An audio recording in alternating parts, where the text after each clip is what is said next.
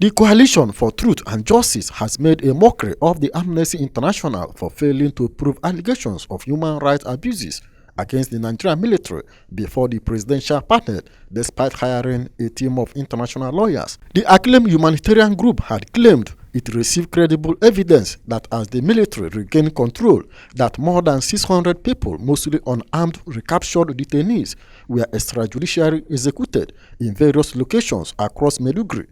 National Secretary of the group at a press conference in Abuja said the group monitored the military's activities and found Amnesty International's claims to be totally false. We consequently wish to state that Amnesty International in operation in Nigeria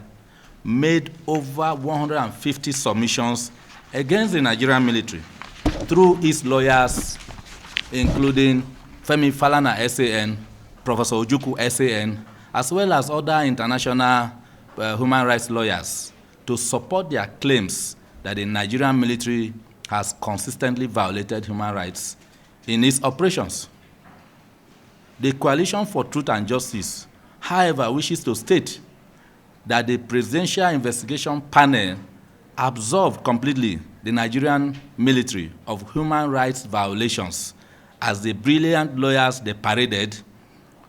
by Amnesty International could not prove that the Nigerian military indeed violated human rights in their operations. The Amnesty International's legal team was said to be unable to back the allegation before the presidential panel, and the civil rights group described it as Amnesty International's usual campaign of calumny against the gallant troops. The Coalition for Truth and Justice wishes to inform the members of the general public